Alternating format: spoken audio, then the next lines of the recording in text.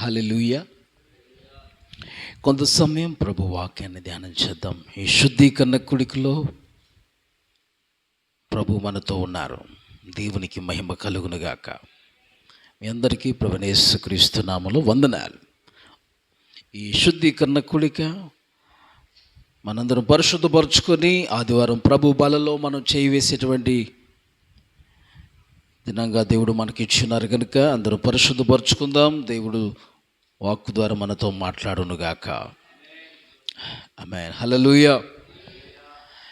చూడండి, దేవుని వాక్యంలోంచి మనం ధ్యానించదు యోనా గ్రంథం, ప్రవక్త అయిన యోనా గ్రంథము 3వ అధ్యాయము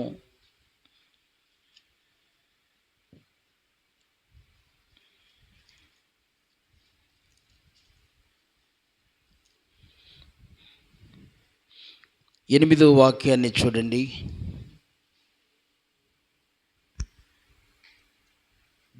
ఒకవేళ దేవుడు మనసు త్రిప్పుకొని పశ్చాత్తాపుడై మనము లయము కాకుండా తన కోపాగ్ని చల్లార్చుకొనుడు గనక మనుష్యులు ఏదీ పుచ్చుకొనకూడదు, పశువులు గాని ఎద్దులు గాని గొర్రెలు గాని మేత మేయకూడదు, నీళ్లు త్రాగకూడదు. గమనించండి, ఈరోజు పాఠం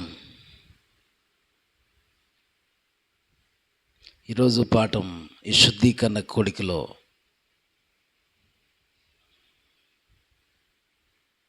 చల్లార్చుట 7 విధములుగా మనము చల్లార్చాలి.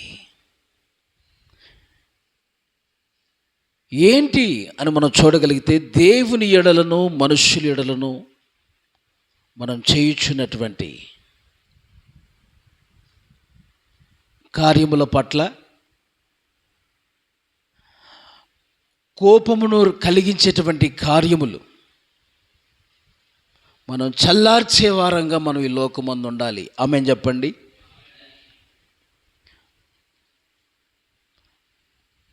దేవునికి కోపం రేపే కార్యాలే కానీ మనుష్యుల ఎడల ఈ లోకమందు మన తోటి మనుషుల ఎడల కోపం రేపే కార్యాలే కానీ మనం చల్లార్చేవారుగా ఉండాలి కానీ ఇంకా మంటను రేపేవారుగా ఉండకూడదు. ఈ రోజుల్లో చాలామంది ఎలా ఉన్నారంటే, కోపాలతో, రకరకాల గొడవలతో, మంటలతో ఆ సమస్యలు ఉన్నటువంటి వారి దగ్గరికి వెళ్ళిపోయి ఇంకా 4 పుల్లలు పెట్టి 4 కట్లేసి ఇంకా మంటను రేపుతున్నారు. చల్లార్చాల్సింది పోయి ఏం చేస్తున్నారు చెప్పండి, ఇంకా మంటను రేపుతున్నారు.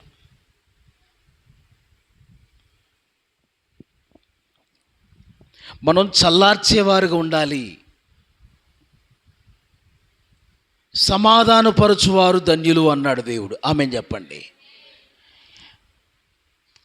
రకరకాల గొడవలతో, సమస్యలతో, కోపాలతో మండుతున్న వారిపై మనం ఏం చేయాలి చెప్పండి, మనం వెళ్ళి వారిని చల్లార్చాలి.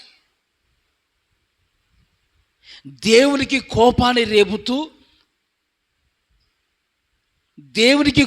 రేపిస్తూ ఆయనకి మంటను పుట్టిస్తున్నారు చాలామంది. ఆయన్ను కూడా మనం చల్లార్చే వారంగా ఉండాలి. ఆమేన్ చెప్పండి. 7 విధాలుగా మనం చల్లార్చాలి. దేవుని పట్ల కానీ మనుషుల పట్ల కానీ 7 రకాలుగా మనం చల్లార్చే అనుభవాలు కలిగి ఉండాలి. దేవునికి కోపాన్ని రేపించి, దేవునికి కోపాన్ని కలిగించి ఆయనలో రోషాగ్ని పుట్టిస్తున్నారు చాలామంది. ఆయనకి కోపం తెప్పించే కార్యాలు, పనులు చేసి ఏంటి ఆయన కోపం చేసే పనులు, కోపం వచ్చే పనులు, కోపం రేపే పనులు. అంతకుముందు దినాల్లో నేను మీతో మాట్లాడాను. దేవునికి కోపం రేపే కార్యాలు అనేకమైనవి ఉన్నాయి. ఆయన మాట వినకపోవటం, హృదయాన్ని కఠినం చేసుకోవటం, ఈ లోక సంబంధమైన ఆచారాలు, పద్ధతులు పాటించటం, ఈ లోకరీతిగా నడవటం,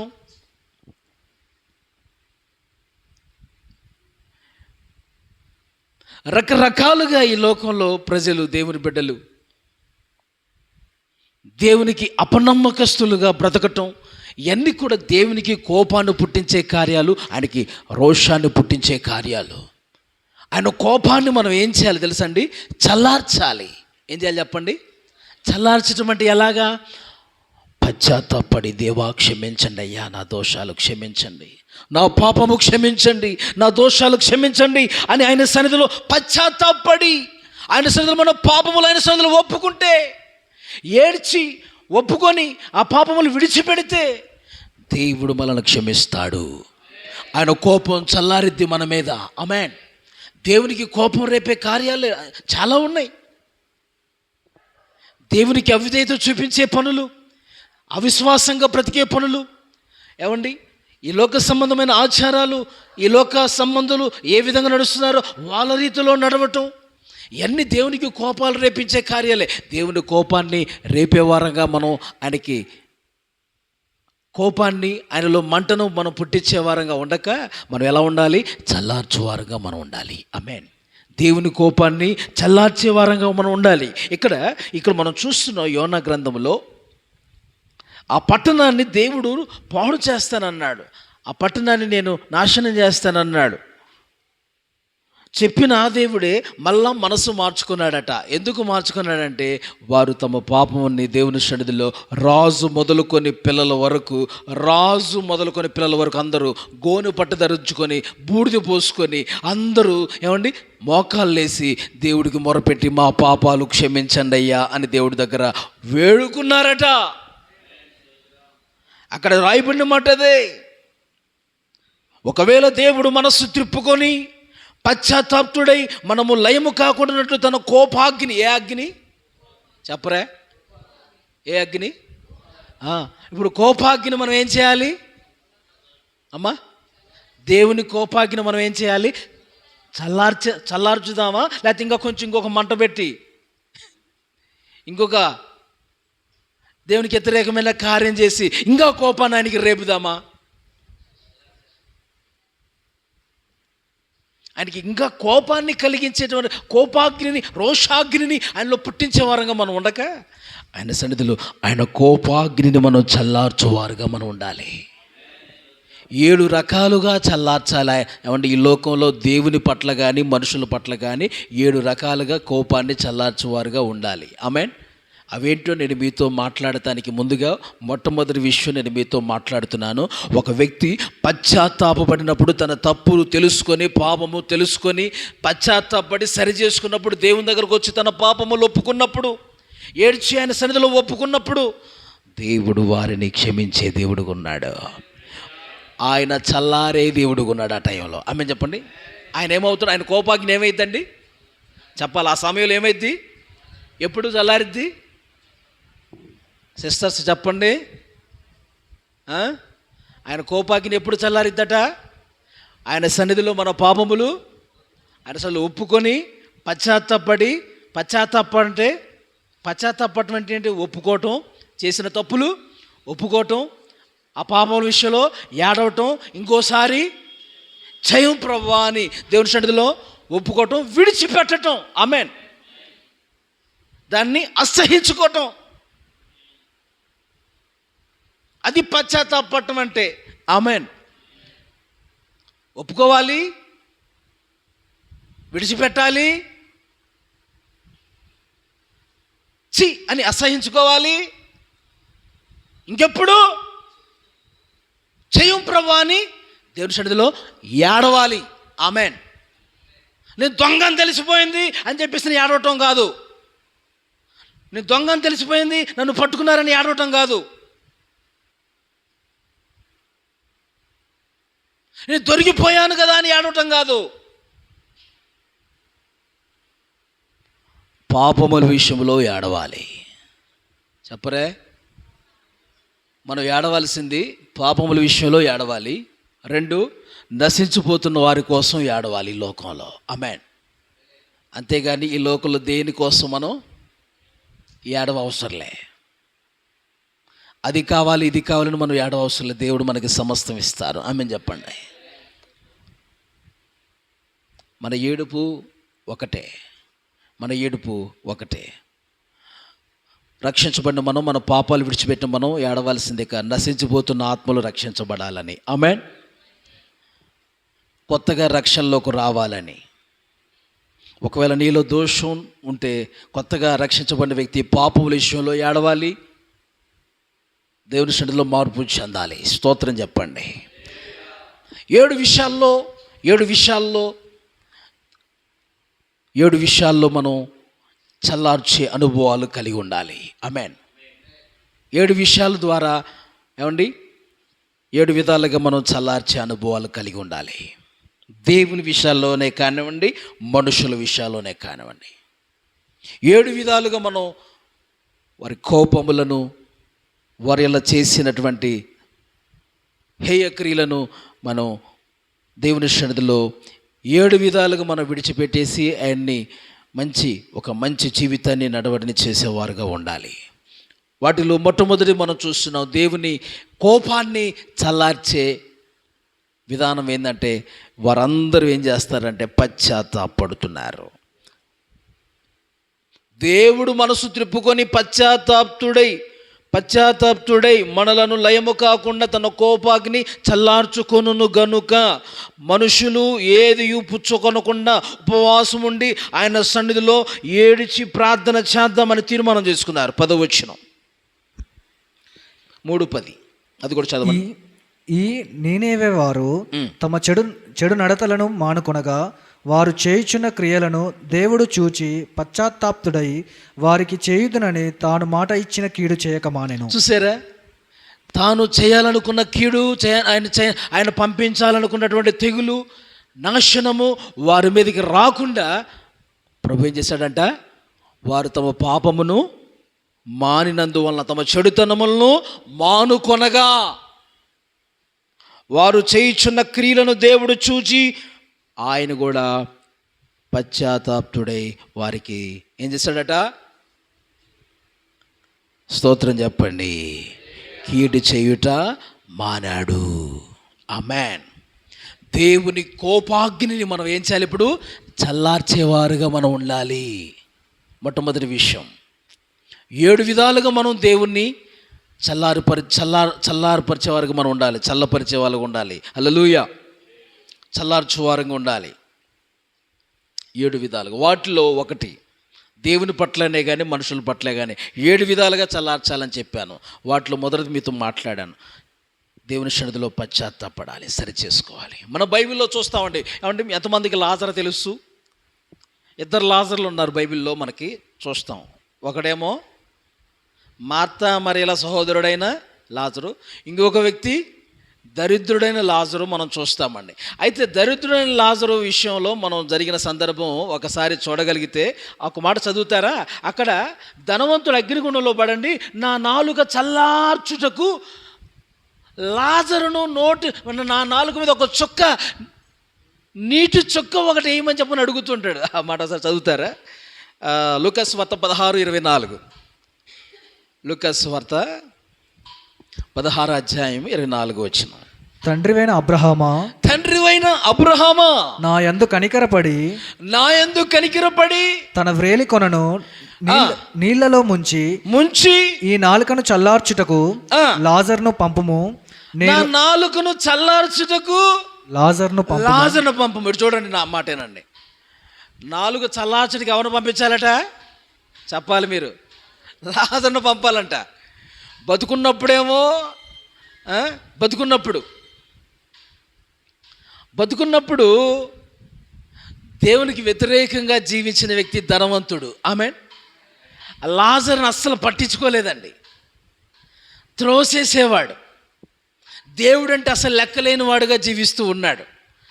ఇప్పుడు ఎక్కడ పడ్డాడు వెళ్ళి చెప్పాలన్నా మీరు? ఆ నరకంలో పడి ఇప్పుడు ఏం చేస్తున్నాడు చెప్పండి? ఆ వేడికి నీళ్లు, దాహం అని అరుతున్నాడు. ఏమేయాలట? నాలుక చల్లార్చుటకు ఒక నీటి చొక్క కావాలని ఆశపడుతున్నాడు. చూడండి, నేను ఈ అగ్ని జ్వాలలో యాతన పడుచున్నాను అని కేకలు వేసి అని చెప్పాను. కేకలు వేశాను. చూసారా, అగ్ని జ్వాలలో యాతన పడుతున్నాడంట. నాకు నా నాలుక మీద నీళ్ళ చుక్క కావాలి, నా నాలుక చల్లార్చుటకు అంటున్నాడు. ఇటు చూడండి, ఈ రోజుల్లో మనం దేవుని కోపాన్ని చల్లార్చే వారంగా ఉన్నట్లయితే గనక ఇంకా ఒకరోజు అగ్నిగుండంలో ధనవంతుడు గతే మనకు పట్టిద్ది. ప్రభువా, నా నాలుక మీద కూడా ఒక చొక్క నీళ్ళ చొక్క వేయవా, చల్లార్చవా అని గతి రాకుండా ఉండాలంటే ఏం చేయాలి? భూమి మీద ఉండగానే దేవుని కోపాన్ని చల్లార్చేవారుగా పశ్చాత్తాపడి మన పాపముల విషయంలో ఏమండి దేవుని సన్నిధిలో సరిచేయబడి పరిశుద్ధపరచబడి ఆయనకి మహిమ తెచ్చేవారుగా ఈ లోకంలో బ్రతకాలి. ఆమేన్. లేదా దేవుని కోపాన్ని రేపించే కార్యాలు మనం చేస్తూ ఆయనకి ఇంకా కోపాగ్ని రోషాగ్ని పుట్టిస్తే మనల్ని ఏ అగ్నిగుండంలో పడేస్తాడు? మరి అగ్ని జ్వాలలో పడేస్తాడు. అగ్ని జ్వాలలో పడి ఏమంటున్నాడు ఇప్పుడు? నా నాలుక చల్లార్చండి అయ్యా, నా నాలుక చల్లార్చుడికి ఒక చొక్క నీళ్ళ చొక్క వేయిరా అని అడుగుతున్నాడు. అలాంటి స్థితిగతులు మనకు రాకుండా జాగ్రత్త పడుదుముగాక. దేవుని సన్నిధిలో పశ్చాత్తాపంతో ఆయన సన్నిధిలో ఆయన కోపాన్ని తెచ్చేవారంగా కాకుండా మనం జాగ్రత్త పడుదుముగాక. హల్లెలూయా. ప్రియులారా, గమనించండి. నెంబర్ 2, రెండో విషయం మీతో మాట్లాడతాను. హెబ్రీ పత్రిక 11వ అధ్యాయము 34వ వచనం.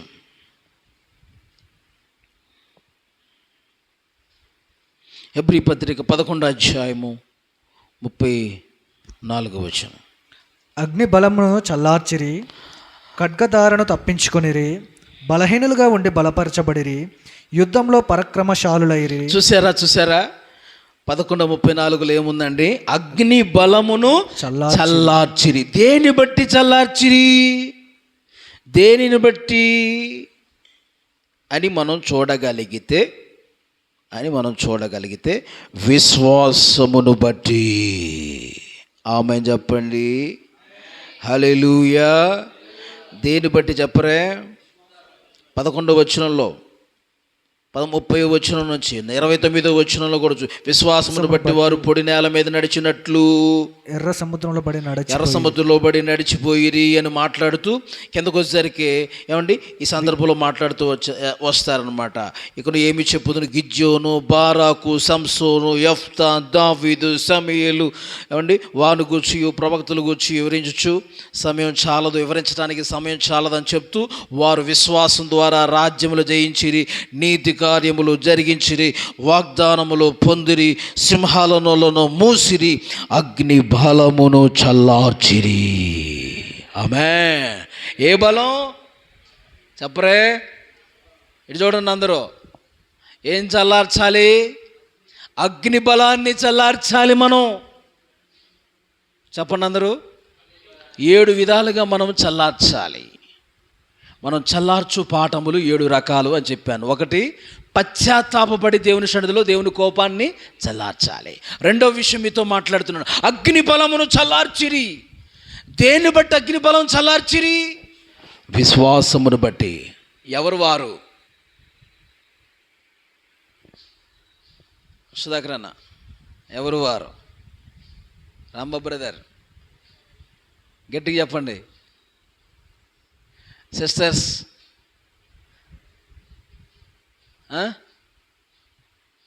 పర్లేదు గట్టిగా చెప్పండి. Yes, correct answer. దేవునికి గట్టిగా చప్పలు కొడుతూ ప్రభు నామాన్ని మహిమపరచండి. హల్లెలూయా, హల్లెలూయా. షడ్రక్, మేషక్, అబేద్నెగో హనన్యా, మిషాయేల్, అజర్యా అని వాళ్ళకి పేరులు. ఆమేన్. వారు అందరూ కూడా నెబుకద్నెజరు రాజు నిలబెట్టిన ప్రతిమకు అందరూ మొక్కుతున్నారట. కానీ ఎవరు? ఈ షద్రకు, మేషకు, అబేద్నెగో అనేటువంటి వారు కూడా మొక్కాలి అని చెప్పారు వాళ్ళకు కూడా.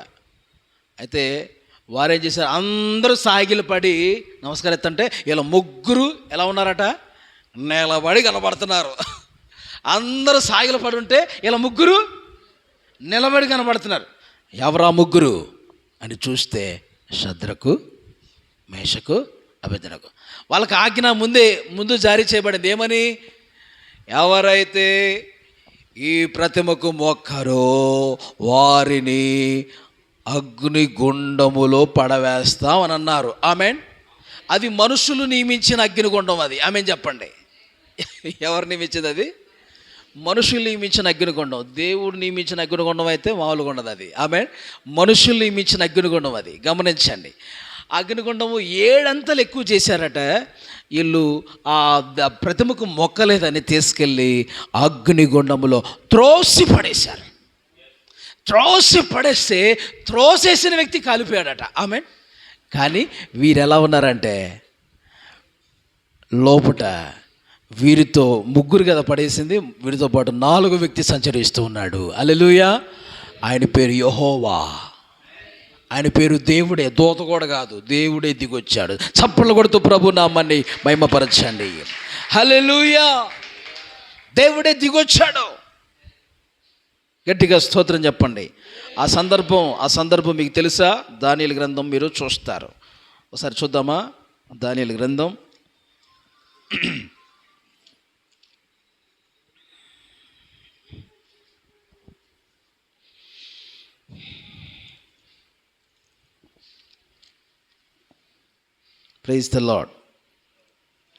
3వ అధ్యాయం 19వ వచనం చదవండి. అందుకు నెబుకద్నెజరు అత్యాగ్రహం నొందినందున షద్రక్ మేషక్ అబేద్నెగోను వారి విషయంలో ఆయన ముఖము వికారమైన గనక గుండము ఎప్పటికన్నా 7 అంతలు వేడిమిగా చేయమని ఆజ్ఞ ఇచ్చెను. మరియు తన సైన్యంలో నుండి బలిష్ఠులలో కొందరిని పిలువనంపించి షద్రక్ను మేషక్ను అబేద్నెగోను బంధించి వేడిమి కలిగి మండుచున్న ఆ గుండంలో వేయుడని ఆజ్ఞ ఇయ్యగా వారు వారి అంగీలను నిల్వటంగీలను పై వస్త్రములను తక్కిన వస్త్రములను తీయకయే యున్న పాటున ముగ్గురిని వేడిమి కలిగి మండుచున్న ఆ గుండం నడుమ పడవేసిరి. రాజాజ్ఞ తీవ్రమైనందునను గుండము మిక్కిలి వేడిమి గలదైనందున షద్రక్ మేషక్ అబేద్నెగోలను విసిరివేసిన ఆ మనుష్యులు అగ్ని జ్వాలల చేత కాల్చబడి చనిపోయిరి. షద్రక్ మేషక్ అబేద్నెగోను ఆ ముగ్గురు మనుష్యులు బంధింపబడిన వారై వేడిమి కలిగి మండుచున్న ఆ గుండంలో పడగా రాజాగు నెబుకద్నెజరు ఆశ్చర్యపడి తీవ్రముగా లేచి, మేము ముగ్గురు మనుష్యులను బంధించి ఈ అగ్నిలో వేసితిమి కదా అని తన మంత్రులను అడిగెను. వారు రాజా సత్యమే అని రాజుతో ప్రత్యుత్తరం ఇచ్చిరి. అందుకు రాజు, నేను 4 మనుష్యులు బంధకములు లేక అగ్నిలో సంచరించుట చూచుచున్నాను. వారికి హాని ఏమీయూ కలగలేదు. 4వ వాని రూపం దేవతల రూపంను పోలినదని వారికి ప్రత్యుత్తరం ఇచ్చెను. అంతటా నెబుకద్నెజరు వేడిమి కలిగి మండుచున్న ఆ గుండము వాకిలి దగ్గరకు వచ్చి, షద్రక్ మేషక్ అబేద్నెగోను అనువారులారా, మహోన్నతుడగు దేవుని సేవకులారా, బయటికి వచ్చి నా యొద్దకు రండని పిలువగా షద్రక్ మేషక్ అబేద్నెగోను ఆ అగ్నిలో నుండి బయటికి వచ్చిరి. అధిపతులను దేవునికి మహిమ కలుగునుగాక. తర్వాత ఏం చేశారట? 27వ వచనంలో అధిపతులను, సేనాధిపతులను, సంస్థానాధిపతులను, రాజు యొక్క ప్రధాన మంత్రులను కూడి వచ్చి ఆ మనుష్యులను పరీక్షించి వారి శరీరములకు అగ్ని ఏ హాని చేయకుండుటయు వారి తల వెంట్రుకలలో ఒక్కటైనను కాలిపోకుండుటయు వారి వస్త్రములు చెడిపోకుండుటయు వారి వస్త్రం కూడా చెడిపోయి ఎక్కడ కాలిన వాసన కూడా అగ్ని వాసనైనను వారి దేహములకు తగలకుండుటయో చూచిరి. గట్టిగా చప్పలు కొడుతూ ప్రభు నామాన్ని మహిమపరచండి. హల్లెలూయా. హల్లెలూయా. అగ్ని బలము చల్లారిపోయింది. అక్కడ అగ్ని 7 అంతలు చేశారట. ఆమె అగ్ని బలం అంతా ఏమైందండి ఇప్పుడు? చెప్పరే, ఎలా చల్లారిపోయింది చెప్పండి. వాళ్ళు అన్నారు, రాజా ఈ అగ్నిగుండంలో పడేసినా సరే పడేయండి, కానీ మా దేవుడు ఈ అగ్ని గుండములో నుండి కూడా రక్షించటానికి సమర్థుడు అన్నారు. ఆమేన్. అదిగో 16వ వచనం చదవండి. 3:16 చదవండి. శద్రక్ మేషక్ అభిజ్ఞయు రాజుతో ఇలాగు చెప్పిరి, నెబ్కద్నేజరు ఇందును గురించి నీకు ప్రత్యుత్తరం ఇవ్వాలన్న చింత మాకు లేదు. మేము సేవించుచున్న దేవుడు మండుచున్న వేడిమి గల ఈ అగ్నిగుండంలో నుండి మమ్మను తప్పించి రక్షించుటకు సమర్థుడు. మరియు నీ వశమున పడకుండా ఆయన మమ్మను రక్షించును. ఒకవేళ ఆయన రక్షింపకపోయినను రాజా నీ దేవతలను మేము పూజింపమనియు మాత్రం మేము మొక్కం అన్నారు. హల్లెలూయా. సోదర, వాళ్ళ విశ్వాసం ఏందండి? వాళ్ళ విశ్వాసం చూసారా? ఎలాంటి విశ్వాసం? మా దేవుడు అగ్నిగుండములో పడవేసిన రక్షిస్తాడు. ఆమేన్. వాళ్ళ విశ్వాసం. ఒకవేళ రక్షించకపోయినా పర్వాలేదు, కానీ నువ్వు పెట్టిన ప్రతిమకు మాత్రం మేము మ్రొక్కము అన్నారు. అలాగా రోషంతో విశ్వాసంతో దేవుని కొరకు నిలబడినందువల్ల దేవుడు వారి కోసం దిగొచ్చాడండి. స్తోత్రం చెప్పండి. ఆ అగ్ని బలాన్ని ఏం చేశాడు? ఆయన చల్లార్చేశారు. రెండో పాయింట్ ఏమని రాసుకుంటారు? అగ్ని బలం చల్లార్చాలి. దేనివల్ల చల్లార్చారు? విశ్వాసం వలన. హల్లెలూయా. అది విశ్వాసం వలన చల్లార్చారు. విశ్వాస జీవితం క్రైస్తవానికి చాలా అవసరం. క్రైస్తవ్య జీవితానికి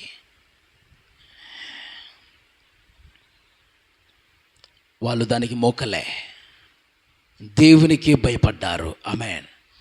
మనుషులకు భయపడలేదు. ఈ లోకంలో నువ్వు దేవునికి మాత్రమే భయపడాలి. ఈ లోకంలో దేనికి నువ్వు భయపడవసరం లేదు. ఆమేన్ చెప్పండి. హల్లెలూయా. దేవుని వల్ల భయం కలిగి పరిశుద్ధ జీవితాన్ని జాగ్రత్తగా చూసుకుంటే చాలు.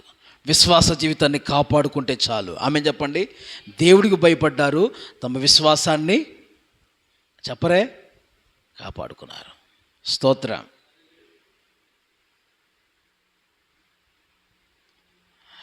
దేవుని భయంతో విశ్వాసాన్ని కాపాడుకుంటూ జీవించారు. దేవునికి మహిమ కలుగునుగాక. హల్లెలూయా. కాబట్టి దేవుని సన్నిధిలో రెండో విషయం మనం చూస్తున్నాం.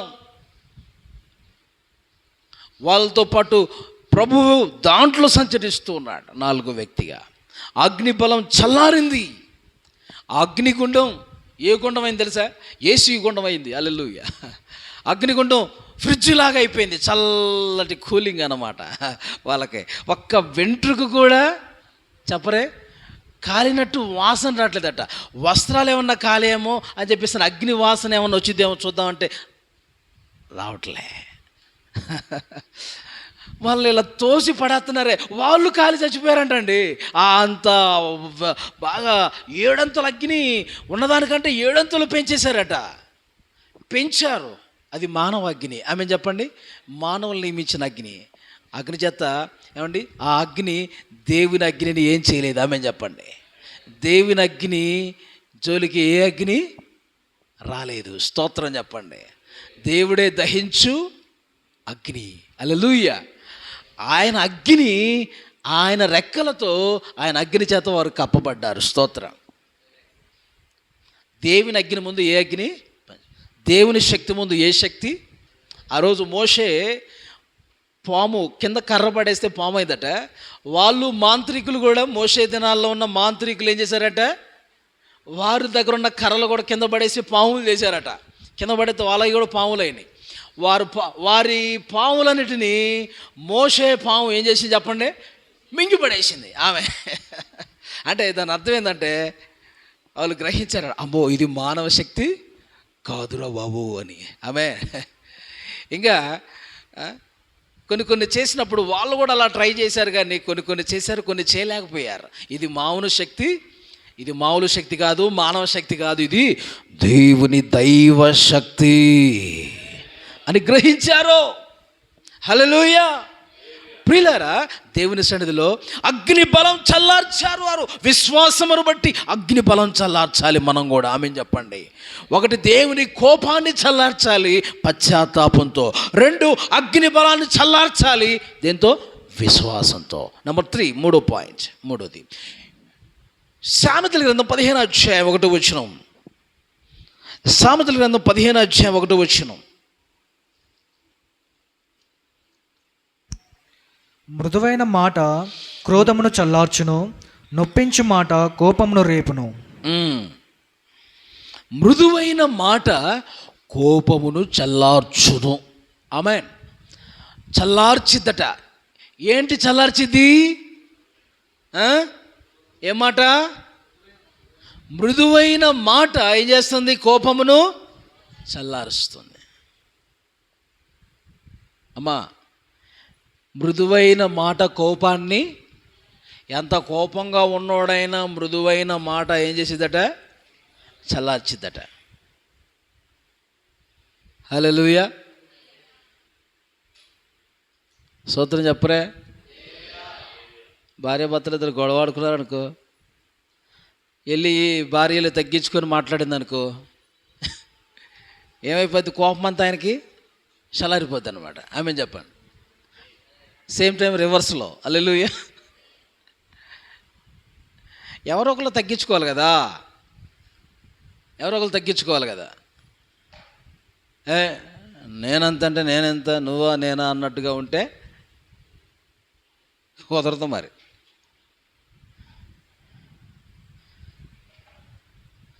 ప్రేమతో తీసుకెళ్ళి ఏదన్నా ఇచ్చినప్పుడు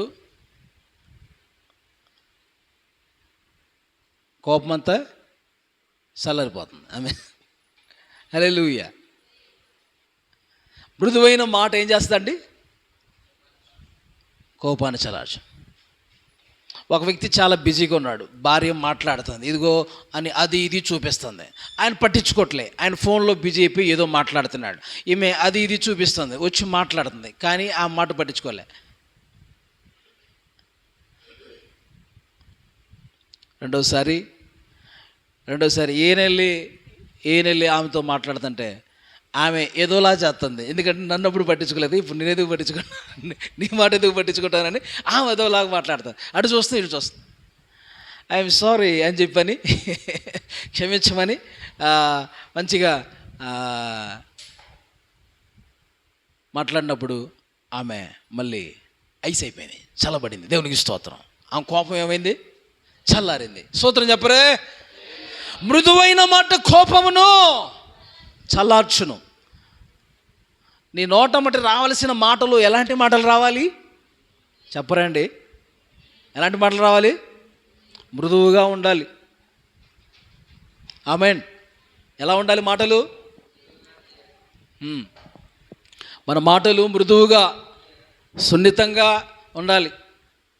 హై హై అన్నాడు, కారం వేసినట్టుగా, ఏమండి గొడవ చేసినట్టుగా ఉండకూడదు. మన మాటలో వినాలి. మన మాటలో గొడవ చేసినట్లుగా, కారం వేసినట్లుగా, పరిగెత్తి పారిపోయేటట్టుగా, భయపెట్టినట్టుగా మన మాటలో ఉండకూడదు. ఎలా ఉండాలి? మృదువుగా ఉండాలి. హల్లెలూయా. ఉప్పు వేసినట్లుగా ఎలా ఉండాలి? రుచికరంగా ఉండాలి. ఆమేన్. సమయోచితంగా పలకబడిన మాట ఎలాంటిది చెప్పండి? హల్లెలూయా. బైబిల్లో రాయబడిందమ్మా. సమయోచితమైన మాటగా అది చాలా విలువైనదిగా ఉంటుంది. స్తోత్రం చెప్పండి. అవసరాన్ని బట్టి మాట్లాడే మాటగా. ఊరికే గొట్టం ఊరికి కొంతమంది లోడలాడుతుంటారు. నోరు అది నోరా లేకపోతే చెప్పండి అన్న, పూర్తి చేయండి అన్న.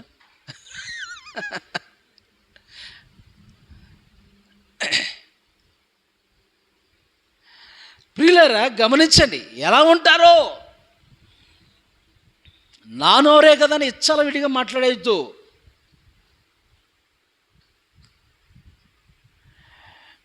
మన నోరు జాగ్రత్తగా ఉండాలి. నాలుగు జారకుండా చూసుకోవాలి. కొంతమంది ఊరికి నాలుగు జారిద్ది, కాలు జారినా పర్లే, ఏం జారకూడదట అంటారుగా. ఏం నోరు జారకూడదు. ఆమె నోరు అంత దూలది ఇంకేది ఉండదన్నమాట. నోరు అంత దూల, నాలుకంత దూల ఏది ఉండదు. అన్నీ కంట్రోల్ పెట్టవచ్చట. ఇది మాత్రం చెప్పరే. నాలుక అగ్నియే అంటాడు ఒక చోట. చదివారా? చూశారా? డౌటా? తీయండి మరి యాకోబు పత్రిక తీయండి. నాలుక అగ్నియే చిచ్చు పెట్టేది. నాలుక అగ్ని అట, అడివంతా తగలబెట్టేది. ఆ మాట ఒకసారి చూస్తారు. యాకోబు పత్రిక అండి, తీసారు 3వ అధ్యాయం 3వ అధ్యాయం 2 నుంచి చదవండి. అనేక విషయంలో మనమందరం తప్పిపోవచ్చున్నాము. ఎవడైనను మాట యందు తప్పని ఎడల అట్టివాడు లోపము లేనివాడై తన సర్వ శరీరమును స్వాధీనమందు ఉంచుకొన శక్తి గలవాడగును. గుర్రములు మనకు లోబడుటకై నోటికి కళ్ళెం పెట్టి వాటి శరీరమంతయు త్రిప్పుతము కదా. ఓడలను కూడా చూడుడి, అవి ఎంతో గొప్పవై పెనుగాలికి కొట్టుకొని పోబడినను. చూసారా? అలాగే 6వ వచనం, నాలుక అగ్నియే. నాలుక మన అవయవములలో ఉంచబడిన పాప ప్రపంచమై సర్వ శరీరమునకు మాలిన్యము కలగజేయుచు ప్రకృతి చక్రమునకు చిచ్చు పెట్టును. అది నరకము చేత చిచ్చు పెట్టబడును. చిచ్చు పెట్టేది అడివంతా తగలబెట్టి చిన్న చిన్న నిప్పు ఏం చేస్తుందంట అడివంతా. అమ్మా యజ్దేవనక్క వింటున్నారా? అమ్మా వింటున్నారు అందరూ బ్రదర్సు? అగ్ని ఎలాంటిదంట? అగ్ని ఎలాంటిదా? నాలుగు ఎలాంటిదా? చెప్పరే మరి. ఆమె అంటే అగ్ని ఎలాంటిదంటే నాలుగు అగ్నేగా. ఆమె చెప్పండి.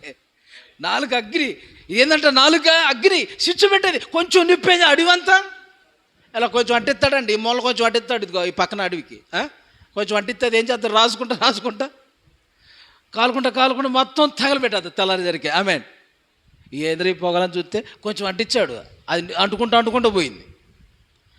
ఈ రోజుల్లో కొంతమంది గొడవలు ఆడుకుంటే ఏమండి సమస్యలు ఏదైనా బాధల్లో ఉంటే వాళ్ళ దగ్గరికి వెళ్ళి చల్లార్చాల్సింది కదా, చల్లార్చాల్సింది పోయి ఇంకా 4 పొలలు వేసి 4 కట్టలు వేసి ఇంకా కొంచెం మంట పెడతారు. ఇంకా కొంచెం మంట రేపే వాళ్ళు ఉంటారు. అదే నువ్వు పంచాయతీ తీర్చాల్సింది. నువ్వు పంచాయతీ తీర్తే సమాధానపరచాలి. ఆమె నీ పంచాయతీ ఏమవుతుంది? లేనిపోయిన పొలలేసి 4 ఇంకా మంట పెడుతున్నావు, వాళ్ళలో ఇంకా గొడవలు రేపుతున్నావు. నాలుక అగ్ని, నీ నాలుగు జాగ్రత్త. నోరు నాదే కదా అని విడిగా మాట్లాడడానికి లేదు. కొంచెం భయం కలిగి భక్తి కలిగి మాట్లాడటం నేర్చుకోవాలి. హల్లెలూయా. మీరు ఎవరైనా సరే జాగ్రత్తగా దేవుని మాటలు ఆలకించాలి. యూట్యూబ్ ద్వారా వింటున్న సోదరులారా, నీ నాలుక జాగ్రత్తగా ఉంచుకో, లేదా దేవుడు కోసి పడేస్తాడు. కోస్తా అన్నాడా? చెప్పరే, కోసి పడేస్తాడట. అబద్ధమాడు నాలుక, బెంకములాడు నాలుకను ఆయన ఏం చేయను? పూర్తి చేయట్లే మీరు, కోసి పడవేయను. అగ్ని వంటి నాలుక, ఇది చిచ్చు పెట్టే నాలుక కాబట్టి దీని జాగ్రత్త. మృదువుగా మాట్లాడుతూ నేర్చుకోండి. మృదువుగా మాట్లాడండి. కోపాలు ఏమవుతాయి చెప్పరే? చల్లారతాయి. స్తోత్రం చెప్పండి. కోపాలు ఏమవుతాయి? చల్లార్చబడతాయి. స్తోత్రం చెప్దాం. హల్లెలూయా. మృదువైన మాట కోపమును చల్లార్చును. మృదువైన మాటలు మనం పలుకుదుముగాక. కోపములను చల్లార్చుదుముగాక. మన ఎదుటి వారిని, తోటి వ్యక్తులు చల్లార్చే అటువంటి మాటలు మనం మాట్లాడి ఏమండి సమాధానపరుచుదుముగాక. స్తోత్రం చెప్పండి. నెక్స్ట్ పాయింట్, 4th పాయింట్ చూడండి. సామెతల గ్రంథం 21వ అధ్యాయము 14వ వచనం. చాటున ఇచ్చిన బహుమానము కోపమును చల్లార్చును. హల్లెలూయా. చాటునిచ్చిన బహుమానం కోపాన్ని ఏం చేసిద్దట? చల్లార్చిద్దట. అంటే మీ మీద ఎవరైనా ఇప్పుడు కోపంగా ఉంటే ఇప్పుడు ఏం చేయాలి? మీరు కొంత తీసుకెళ్ళి వాళ్ళ మోహాన పడేయండి. ఆమె ఏమండి, అంతేనా? ఎవరు మన మీద కోపంగా ఉన్నారో వారు కోపం చల్లార్చడానికి ఏదో బహుమానం ఇవ్వాలట. మీకు అర్థమవుతుంది. ఎగ్జాంపుల్, అరే మీ అన్నకొచ్చే ఆశీర్వాదాలన్నీ తీసుకున్నావురా నువ్వు, ఆశీర్వాదాలన్నీ తీసుకున్నావు. ఎక్కడ? చిక్కుడుకాయల కూర వండుతా ఉంటే చిక్కుడుకాయల కూర వండుతా ఉంటే మంచి ఆకలితో వచ్చాడు యాసవ్. రాగానే ఏం జరిగిందండి? అరే నాకు ఆహారం, నాకు ఆకలి ఉందిరా బాబా, నాకు అన్నం పెట్టు అంటాడు. లేదు లేదు, నీ జ్యేష్ఠ పక్కు ఉందే ఇంట్లో వాటా, పెద్దోడికి ఇస్తారే వాటా, అది నాకు ఇస్తే మొదటి వాటా ఉందే కొంచెం ఎగస్ట్రా భాగం ఇస్తారే, ఆ జ్యేష్ఠ హక్కు నాకు ఇస్తే నేను నీకు ఈ చుక్కుడుగాయల కూరతో నీకు భోజనం పెడతాను అన్నాడు. మొత్తానికండి చుక్కుడుగాయల కూర కోసం యాసావు ఒక్క పూట కూటి కోసం, చుక్కుడుగాయల కూర కోసం జ్యేష్ఠ హక్కు అమ్మేసుకుంటూ ఆ విధంగా ఆశీర్వాదం యాకోబు పొందేసుకున్నాడు. రెండో ఆశీర్వాదం ఇస్సాకు వాళ్ళ నాన్న అంటాడు, అరే రేపో మాపో నేను చచ్చిపోయేలాగున్నాను కదా, యాసావా, ఓ కొడుక యాసావా ఇట్లారా అన్నాడు. వచ్చాడు, నాకు మంచి అడవిలోకి వెళ్ళి వేటాడి పట్టుకొని తీసుకొచ్చి నాకు మంచిగా వండి పెట్టురా, తినేసి నిన్ను దీవిస్తానన్నాడు. సరే సరే డాడీ, సరే నానా అని చెప్పేసి అని ఆయన అడవికి వెళ్ళాడు, వేట కోసం వెళ్ళాడు. వేట, హల్లెలూయా. తండ్రికి బాగా ఇష్టం ఎవరంటే చెప్పరే, ఎందుకని ఆయన మంచిగా వేటాడు అయ్యి తీసుకొచ్చి మంచిగా పెడుతూ ఉంటాడు తండ్రికి, హల్లెలూయా. అందుకని తండ్రికి బాగా ఇష్టం అంట. కొడుకు అంటే బాగా ఇష్టం ఎవరికి, తల్లికి. యాకోబు అంటే బాగా ఇష్టం. ఎందుకు తల్లికి బాగా ఇష్టం, వంట పనిలో కొంచెం సహాయం చేస్తుంటాడు కనుక. ఆమె అరే యాకోబా, నువ్వే పొందుకోవాలరా ఆశీర్వాదాలంట, ఏయో ఎత్తాడంట, మీ అన్నని అడవికి వెళ్ళి ఏటాడి తీసుకురారా అన్నాడు, ఆశీర్వాదాలు నువ్వు పొందుకోవాలరా. లేదు లేదు మమ్మీ, లేదు మమ్మీ, నన్ను గుర్తుపడతాడు డాడీ అని అంటాడే. యాసావు అనుకో, యాకోబు నువ్వు వచ్చావేందిరా, యాసావును కదా నేను రమ్మందని గుర్తుపడతాడే. అప్పుడు ఆమంటది, వాళ్ళ అమ్మంటదండి, అంత స్వార్థపుర్రాలండి. వాళ్ళ అమ్మంటది, ఎరా ఆశీర్వాదాలు నువ్వే పొందుకోవాలరా, నీకు డాడీ ఇలా నన్ను తడుముతాడు, గుర్తుపడతాడు. యాసావు అన్నకేమో ఒంటినాడు రోమాలు ఉంటాయి, గుర్తుపడతాడు. అరే నీకు గొర్రెబొచ్చు పెడతారా అనింది. గొర్రెబొచ్చు పెడతాడు, ఇలా తడిమినప్పుడు నువ్వే యాసావే అనుకో. మరి స్వరం గుర్తుపడతాడు అని చెప్పు. జలుబు చేసిందని ఏదోటి చెప్పురా, జలుబు చేసిందని ఏదోటి చెప్పు. మొత్తానికి వెళ్ళాడు, వండుకొని తీసుకెళ్ళాడు. మంచి వంట ఏమే తయారు చేసి ఇచ్చింది వాళ్ళమ్మ, తీసుకెళ్ళి పట్టుకొని వెళ్ళాడండి. నాయనా తండ్రి ఇస్సాకు, నాయనా తండ్రి డాడీ అని చెప్పేసి అంటూ అక్కడికి వెళ్ళాడు. హల్లెలూయా. నాయనా అంటూ పిలుస్తూ ఇస్సాకు దగ్గరికి వెళ్ళి అలా మాట్లాడుతున్నప్పుడు ఆ సమయంలో అంటండి, ఏంది స్వరం వేరుగా ఉంది, ఎవరు నువ్వు అని అన్నాడు. ఎవరు అంటే చెప్తున్నాడు, నేను తండ్రి. ఎవరు తండ్రి, యాసావునే. ఒరే స్వరం వేరుగుందే, యాకోబులాగా ఉందే స్వరం. లేదు తండ్రి నాయనా, కొంచెం జలుబు చేసింది తండ్రి. ఓకే, మొత్తానికి వెళ్ళిపోయాడు, తిన్నాడు, ఇలా తడివిలాడాడు. మొత్తానికి తర్వాత ఆశీర్వాదాలన్నీ ఇచ్చేసాడు. ఒక్కరు కూడా లేకుండా మొత్తం ఇచ్చేసాడు ఆశీర్వాదాలన్నీ. తర్వాత యాసావు వచ్చాడు, వండుకొని తీసుకొని వచ్చాడు. తండ్రి నాయనా అని వచ్చాడు. మొత్తానికి ఎవరంటే నేను యాసావు. మరి ఇందాకలో వచ్చి ఆశీర్వాదాలు పొందుకుంది ఎవరు, అదనమాట. ఒక్క ఆశీర్వాదం ఉన్నా తండ్రి తండ్రి అంటే ఒక్క ఆశీర్వాదం లేదు, మొత్తం ఇచ్చేసాను అన్నాడు. అదండి ఇంకా ఆ కోపం ఈ కోపం, రెండు కోపాలు ఎవరికి, యాసావుకి. ఎవరి మీద, ఆమంటది వాళ్ళమ్మ, యాసావు కోపం చల్లారు వరకు నువ్వు ఎక్కడ ఉండకుండా వెళ్ళురా అనింది. హల్లెలూయా. మా పుట్టింటికి వెళ్ళురా అనేది. ఎవరింటికి పంమంది, మా పుట్టింటికి వెళ్ళురా అని చెప్పింది. ఎక్కడ పంమంది, రెబ్కా పుట్టిల్లు. హల్లెలూయా. అక్కడికి పంపించిందండి. ఎప్పుడు వరకట, యాసావు కోపం చల్లారు వరకు. అయితే ఇప్పుడు యాసావుకి యాకోబు మీద ఏముంది, కోపం చల్లారటానికి. ఇప్పుడు ఒకరోజు ఏం చేస్తాడు చెప్పండి, కొంతమంది సైన్యం తీసుకొని యాకోబుని చంపడానికి వస్తారని తెలిసింది కోపం. అప్పుడు కొన్ని బహుమానాలు, కానుకలు అన్నీ సిద్ధం. ఎందుకు ఈ మాట చెప్పాల్సి వచ్చిందండి, ఇదంతా దీనికోసమే. హల్లెలూయా.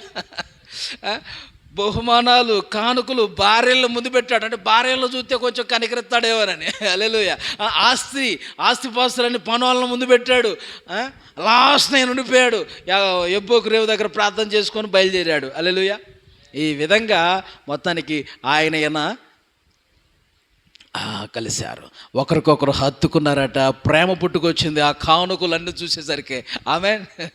అలానే ఇక్కడ ఇందాక చదివిన భాగంలో ఆ మాట ఏముందంటే, బహుమానము ఏం చేసిందట? కోపమును. ఆ మాట మళ్ళీ చదవండి. చాటున ఇచ్చిన బహుమానము కోపము చల్లార్చును. అంటే వాళ్ళిద్దరి మధ్య సమాధానము కలిగింది. హల్లెలూయా. అప్పటి వరకున్న సమాధానము ఏమైంది? అసమాధానం పోయి సమాధానం కలిగింది. Praise the lord. దేనివల్ల? చాటుని ఇచ్చిన బహుమానం ఏం చేయను? కోపమును చల్లార్చును. స్తోత్రం. 4వ విధంగా మనం చూస్తూ వచ్చాము, చాటునిచ్చు బహుమానం ద్వారా కోపము చల్లార్చబడిద్ది అని. స్తోత్రం కలుగునుగాక. హల్లెలూయా. సమాధాన పడటానికి మనం ఇష్టపడాలి, దేవునితో సమాధాన పడాలి, మనతో ఈ లోకంలో ఉన్న వ్యక్తులతో మనం సమాధాన పడాలి. స్తోత్రం చెప్పండి. సమాధాన జీవితం క్రైస్తవ జీవితానికి చాలా అవసరమైనది, ప్రాముఖ్యమైనది. ఒక ఇంట్లోనే ఉంటారు, భార్య భర్తతో మాట్లాడుకోదు, భర్త భార్యతో మాట్లాడు, పిల్లలు తల్లితో మాట్లాడరు, అన్నీ రాసి పేపర్ మీద రాసి. ఆమెన్. ఆ మధ్య ఏదో నేను అన్నానండి, ఒక కుటుంబంలో ఏదైనా కావాలంటే మేము పేపర్ మీద రాసి పెట్టిద్దట. అక్కడ వచ్చి ఆయన చూసి ఇది తీసుకురావాలట. ఏమకి టీ అంటే ఇష్టం అట, ఈయనకి టీ అంటే ఇష్టం, ఆమెకి కాఫీ అంటే ఇష్టం. చూడండి, ఇద్దరి ఇష్టాలు ఒకటిగా మార్చబడాలి. ఆమె చెప్పండి. హల్లెలూయా. ఇద్దరి ఇష్టాలు ఒకటిగా మార్చబడాలి.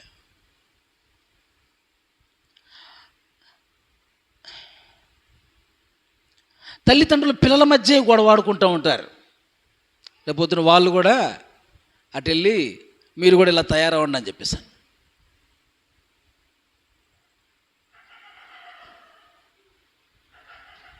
ప్రియులారా, అసమాధానాలతో చాలామంది ఉంటున్నారు. అయితే యాకోబుకి ఏసావుకి మధ్య ఉన్న కోపము, ఆ యొక్క సమాధానం ఏమేం చెప్పండి? ఆ కానుక ద్వారా, ఆ బహుమానం ద్వారా తొలగిపోయింది. ఆమేన్. ఒకరికొకరు హత్తుకున్నారు, ప్రేమించడం మొదలు పెట్టుకున్నారు. దేవునికి మహిమ కలుగును గాక. 5th పాయింట్, 5వ విషయం నేను మీతో మాట్లాడతాను. సామెతల గ్రంథం 26 అందరూ చూడండి, 20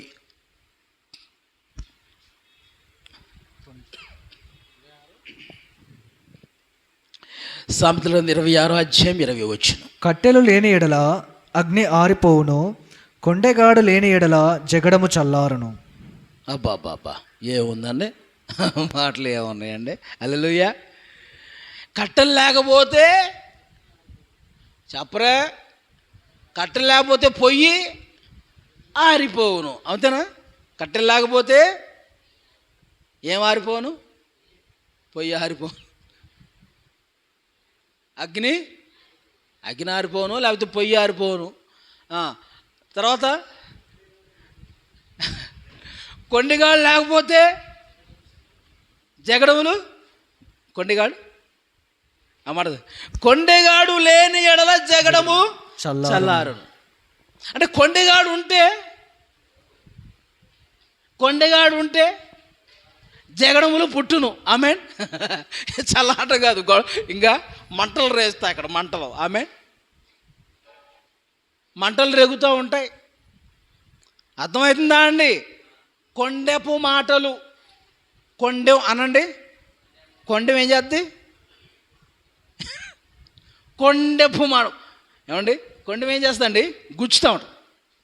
ఇప్పుడు తేలు కొండెం ఏం చేస్తుంది? కొండెపు మాటలు. ఇక్కడ మాటలు తీసుకెళ్ళి అక్కడ మాటలు తీసుకెళ్ళి ఇక్కడ, అలా పెట్టి జగడాలు రేపి, గొడవలు రేపి, అసమాధానాలు కలిగించి, వాళ్ళని పొడుచుకునేలాగా కొట్టుకొని చచ్చేలాగా కొంతమంది చేస్తూ ఉంటారండి. ఇలా వాళ్ళకి ఇలాంటి వార్తలు ఎక్కువ, కానీ సువార్త తక్కువ. కొంతమంది ఈ వార్తలు ఎక్కువ ఉంటాయి, ఇది ఎక్కువ చేస్తుంటారు. ఎక్కడ మాట అక్కడ మాట ఇక్కడ. సువార్త కాదు ప్రభు ఇంటెంటో ఊసు చెప్పమన్నాడు.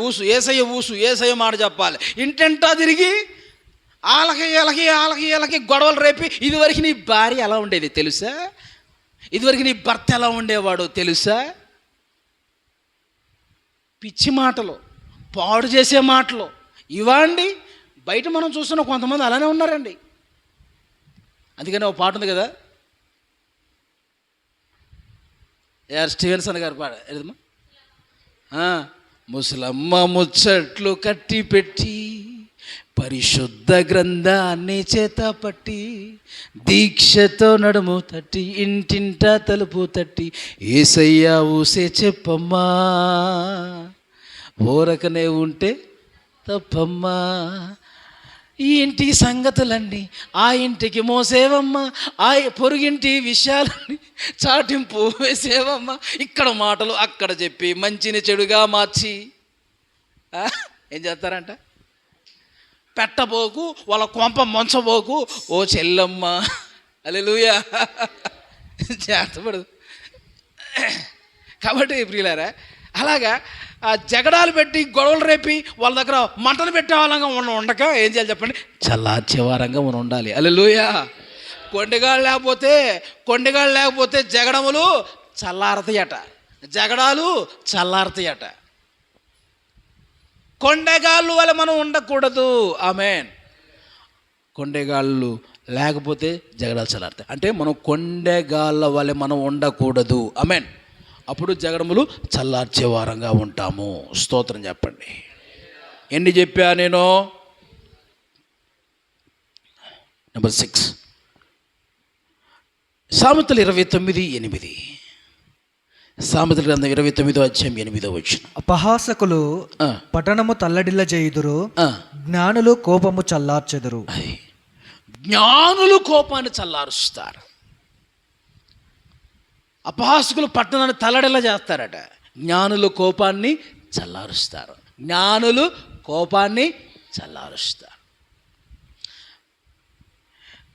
మూర్ఖుల దగ్గరికి వెళ్తారండి కొంతమంది. మూర్ఖుల దగ్గరికి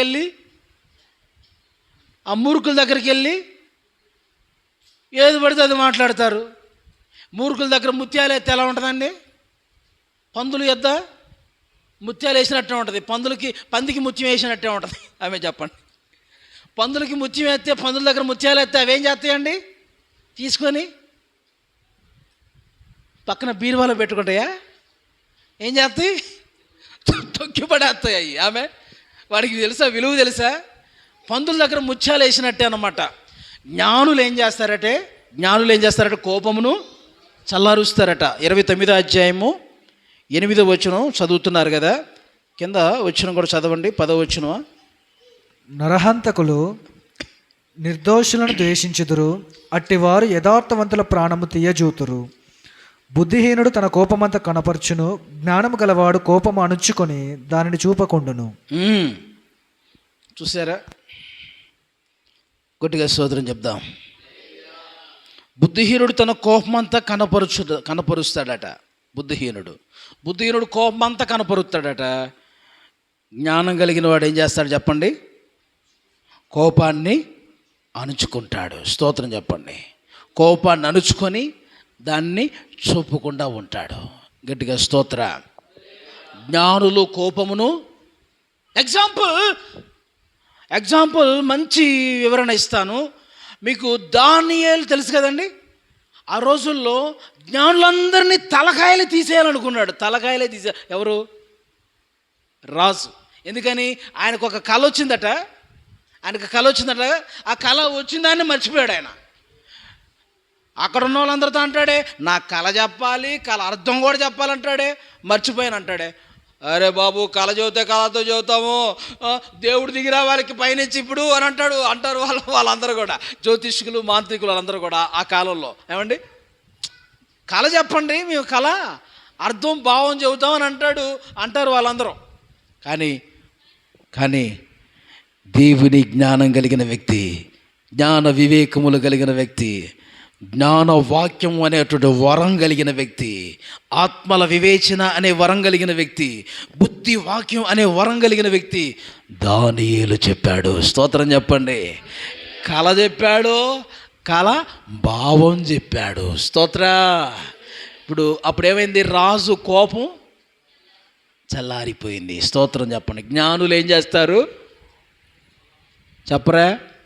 జ్ఞానులు కోపమును చల్లార్చును. అది ఆత్మ కలిగిన వారు, జ్ఞానం కలిగిన వారు ఎక్కడుంటారో వారిని బట్టి ఏమండి కోపములే, రాజు కోపము కూడా చల్లార్చబడింది. స్తోత్రం చెప్పండి. హల్లెలూయా. కోపములు చల్లార్చబడును. అలాగనే ఆ సమయంలో జరిగింది. కోపము చల్లారిపోయింది. కోపము చల్లారిపోయింది. రాజు యొక్క కోపం కళ చెప్పాడు, కళ భావం చెప్పేశాడు దానియేలు. హల్లెలూయా. జ్ఞానవంతులుగా ఉంటూ ఏదైనా సమస్య వచ్చిందంటే అక్కడ జ్ఞానంగా వాళ్ళతో మాట్లాడి ఏం చేయాలి? కోపాలని మంటలను ఏం చేయాలి చెప్పండి? కొంచెం ఆర్పాలి. మనం అక్కడ జ్ఞానంగా మాట్లాడక వెర్రి మాటలు మాట్లాడి, పిచ్చి మాటలు మాట్లాడి వాళ్ళని ఇంకా గొడవలు రేపే వారంగా, మంట పెట్టే వారంగా ఉండకూడదు. ఆమేన్. జ్ఞానం కలిగిన వారు కోపమును చల్లారుస్తారు. చివరి మాట, 7వ మాట ఏంటంటే కీర్తన 106:23. కీర్తన 106:23. కీర్తన 106:23.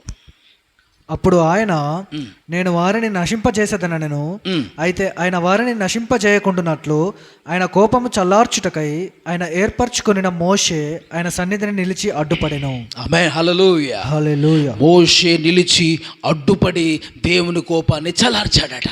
స్తోత్రం చెప్పండి.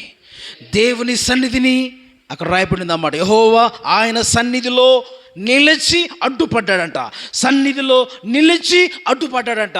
ప్రజలందరినీ నేను చంపేస్తాను, వీరిని ఉండకూడదు, వీరు నా మాట వింటలేదు, వీరు వ్యతిరేకంగా జీవిస్తున్నారని దేవుడు అన్నప్పుడు దేవుని సన్నిధిలో మోకరించి ప్రార్థన చేసి, ప్రభువా వారిని చంపకండి అయ్యా, వారి బదులు నన్ను తీసుకోండి అయ్యా అని చెప్పేసి అని ఇజ్రాయెల్ ప్రజల కోసం విజ్ఞాపన ప్రార్థనలు చేసి ఏమండి అడ్డుపడ్డాడు. దేవుని కోపాన్ని చల్లార్చాడు. స్తోత్రం చెప్పండి. విజ్ఞాపన ప్రార్థన ద్వారా దేవుని సన్నిధిలో దేవుని కోపాన్ని మనం చల్లార్చువారుగా మనం ఉంటాం. ఆమేన్. దేవుని సన్నిధిలో చేసి అడ్డుపడ్డాడట. ప్రభువా వారిని ఏం చేయకండి అయ్యా, వీలైతే నన్ను తీసేసుకోండి, ఇజ్రాయేల్ ప్రజల్ని కాపాడండి. హల్లెలూయా. మనం ఇతరుల కొరకు మనం భారం కలిగిన వారంగా ఉండాలి. మోషేలో ఉన్న భారం చూడండి. భారం కలిగిన జీవితం, ఇతరుల పట్ల, మన తోటి సహోదరుల పట్ల వాళ్ళు రక్షించబడాలనే భారం కలిగిన వారంగా మనం ఆయన విజ్ఞాపన ప్రార్థనలు, సువార్తను మనం ప్రకటించే వారంగా, వారి కోసం మనం ప్రయాసపడే వారుగా మనం ఉన్నప్పుడు దేవుని కోపం చల్లారుతుంది. కాబట్టి ఇటు అనుభవాలు మనం కలిగి ఉందము గాక. చెప్పండి ఒకసారి లైన్గా. 1, 7 విధాలుగా మనం చల్లార్చాలి. ఏమండి ఈరోజు అంశం చల్లార్చుట. 7 విధాలుగా మనం చల్లార్చాలి దేవుని ఎడలను, మనుషుల ఎడలను. 1, ఏ విధంగా? పశ్చాత్తాపం ద్వారా ఏమండి దేవుని కోపం చల్లార్చాలి. తర్వాత 2, విశ్వాసం ద్వారా అగ్ని బలం చల్లార్చాలి. 3, మృదువైన మాట ద్వారా కోపం చల్లార్చాలి. 4, చాటును ఇచ్చిన బహుమానం ద్వారా కోపం చల్లార్చడం. 5, కొండెగాడు లేని యెడల జగడము చల్లార్చబడును. నెంబర్ 6, జ్ఞానులు కోపమును చల్లార్చుదురు. నెంబర్ 7, విజ్ఞాపన ప్రార్థన ఏం చేస్తాం చెప్పండి? దేవుని కోపాన్ని చల్లారుస్తుంది. ప్రభు ఇటు మాటలు మన వినికిడిలో దీవించి ఆశీర్వదించునుగాక. ప్రార్థన. అందరూ మోకరించుదాం దేవుని సన్నిధిలో. ప్రభువా నీ సన్నిధిలో నాయన మమ్మల్ందరినీ శుద్ధీకరించి పరిశుద్ధపరచండి. నీ సన్నిధిలో ప్రభువా నీకు ప్రభువా కోపాన్ని రేపించేటువంటి కార్యాలు ప్రభువా క్షమించండి నాయన. అయ్యా పశ్చాత్తాపడుతూ నీ సన్నిధిలో ప్రభువా కోపాగ్ని పుట్టించే కార్యాలు నీ సన్నిధిలో పశ్చాత్తాపడుతున్నామయ్యా, సరి చేసుకుంటున్నామయ్యా. యేసయ్యా కడగండి.